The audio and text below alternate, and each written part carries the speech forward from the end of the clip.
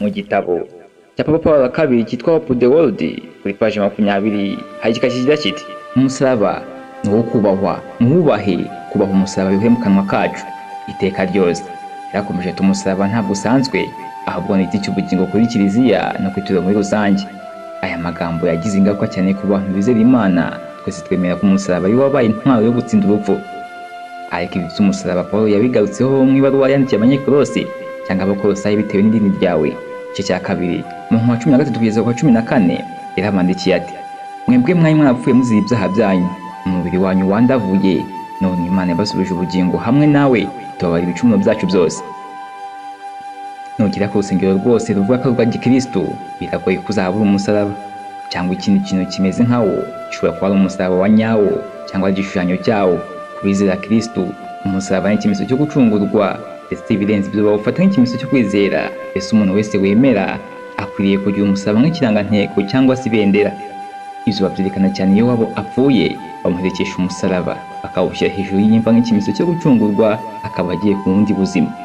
Umusaraba turawuzi twese, ufite igishusho cy'igiti gitambitse n'ikindi gihagaze. Ibyo biti byombi nibyo byahindutse ikimenyetso cy'ubukristo, wibutsa abakristo muri rusange ibambwa rya Yesu uwo bita umwana w'Imana hamwe no gucungurwa. Ibi bituma umusaraba uhinduka ikimenyetso gikomeye cya Yesu cyangwa Yesu mu isi. Ariko si ibintu bikomeye by'imyizerere bikomoka he? Byose bituruka ku biti bibiri bikoze umusaraba. Yesu Kristo yabambweho i Golgota ahitwa i Nyabihanga, umusozi wicirwagaho abantu b'ibihazi cyane cyane babaga bahamwe n'ibyaha bikomeye bagakatirwa igihano cy'urupfu, ariko bitari kwicwa bisanzwe ahubwo gupfobazwa cyane ukabifashwamo n'umusaraba. Nubwo byose byakomotse ku musaraba Yesu yapfiriyeho mu gihe cye, se wa mbere wapfiriye ku musaraba. Mu nzu ndangamateka yo mu Bwongereza hari ibimenyetso byinshi, bimwe muri byo harimo bigaragaza Imanakazi y'Abagiriki yitwa Artemis ihagaze iruhande rw'umusaraba. Ibi byerekana ko umusaraba wari usanzwe uriho kuva kera mu ijana byinshi mbere y'ivuka ry'amadini ya Gikristo. Ibimenyetso byinshi bigaragaza ko waba warakomotse muri Mesopotamiya cyangwa muri Babyloni ya kera cyangwa Babiloni ya kera cyane bitewe n'ibyo wumva. Ibimenyetso bigaragaza ko muri Babyloni wari uhari mu ijana byinshi cyane mbere y'ivuka rya Yesu. Ibi bigatuma twemeza yuko wakomotse ku Banyababuloni cyangwa Babiloni yo hambere cyane mbere y'uko umusaraba ukwirakwira mu bindi bice by'isi. Imisaraba ni myinshi cyane ishyirwagaho abanyabyaha babaga bakatiwe urwo gupfa bakabambwaho. Yesu nawe akaba yarabambweho kimwe n'abandi bose. Uwo musaraba yabambweho wagize iherengero, warajugunywe cyangwa waracanwe n'abakene muri icyo gihe wabaga bakenye inkwi.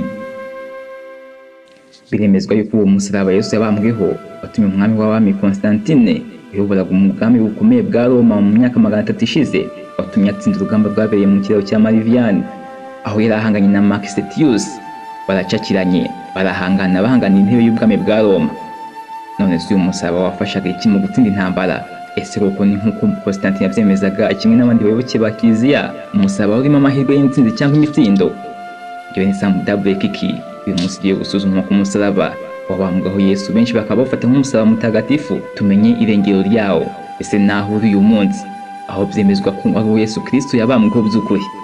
Gusa bigahinduka amayobera kuko hari n'izindi nyandiko zigaragaza ko Yesu Kristo ashobora kuba yabambwe ku ngiga y'igiti cyangwa se ku giti kimwe gihagaze kitariho ikintu na kimwe kitari kuri umusaraba umeze, aho ibiti bibiri bicomekanye. Uzashyira hamwe tugacukumbura uzasanga inyandiko nyinshi zisa nkaho zivuza ko Yesu yabambwe ku musaraba.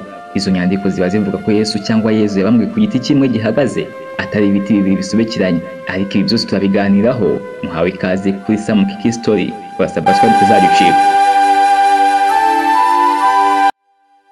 Mu mateka byemezwa ko umusaraba mu busanzwe wakoreshwaga n'Abanyeroma. Bawukoreshaga mu gushyira mu bikorwa wabaga yakatiwe igihano cy'urupfu. Igihano cyo kubamba ku musaraba cyatangiye mu ntambara yari cyamiranije Abanyeroma n'Abanyakaritaje bo muri Afurika y'Amajyaruguru, ubu ni mu gace ka Tunisia.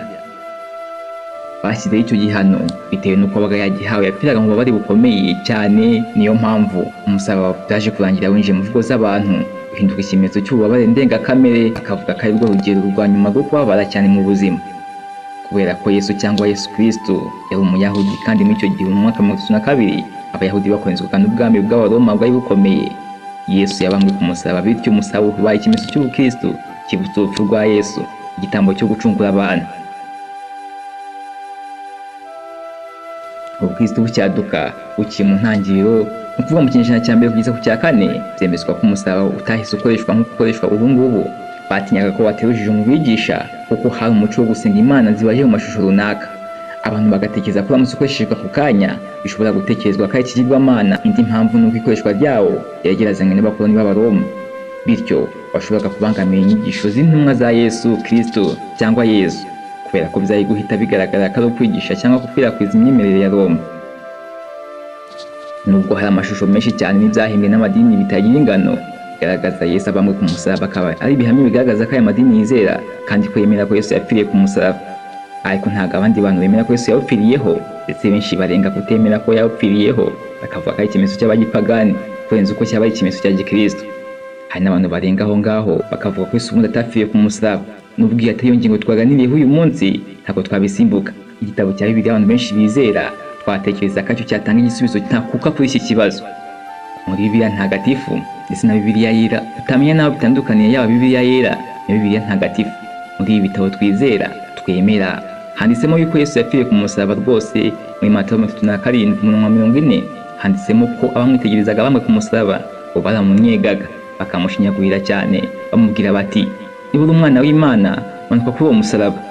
Izindi Bibiliya nyinshi nazo nk'uko zivuga, urugero Bibiliya yera ivuga ko abasirikare b'Abaroma bahasi witwa Simoni w'Umunyakurene wari uvuye guhinga ngo yikorere umusaraba wa Yesu. Ibyo bikaba bivugwa muri Mariko 35:21. Muri uwo murongo ijambo umusaraba cyangwa kuwa yahindura rivanye mu kigiriki cya kera Stauos. Umuhanga umwe mu rurimi rw'ikigiriki yavuze ko ijambo Stauos yumvikanisha ingeri y'igiti ihagaze itari ikintu na kimwe. Mu kinyejana cya kera abagizi ba nabi kabuhariwe n'abicanyi biba bihazi cyane bicirwaga ku giti kimwe cy'ingeri gihagaze bagaterwamo imisumari. Icyo gihe ijambo ryitwa Stauos bivuga ingeri ryaturuka ku nshinga yitwa guhambira ku giti cyangwa kuzirika.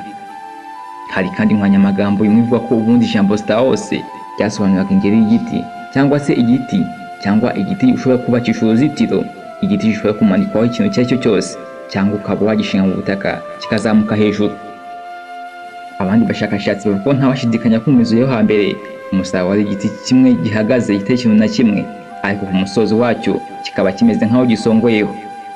Abanditsi ba Bibiliya bakoresheje ijambo ry'ikigiriki Sairone kugira ngo basobanure ikintu Yesu yiciweho. Hari igitabo gisobanura iri jambo Sairone kivuga ko ari ingiga cyangwa ingeri y'igiti. Iki gitabo gikomeza kivuga ko yuko kimwe na Stauos, Sairone yumvikanisha igiti gihagaze cyangwa inkingi Abaroma bamanikaga abantu bakatirwa gupfa. Mu buryo buhuje n'ibyo bisobanuro rero, Bibiliya ntagatifu mu gusobanurwa mu Kinyarwanda hari aho bahinduye umurongo mu byakozwe n'intumwa mu gice cya 5 umurongo 29-31, aho hagira hati Petero n'izindi ntumwa barasubiza bati tugomba kumvira Imana kuruta abantu.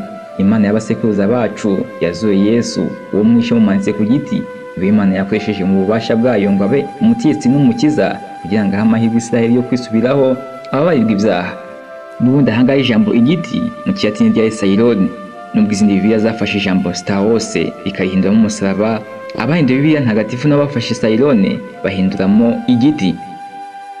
Nanone mu byakozwe n'intumwa igice cya 13:19 Bibiliya yera yavuze ku byerekeye Yesu hagira hati imaze gusoza ibyanditswe byose kuri we bamanura ku giti bamushyira mu mva.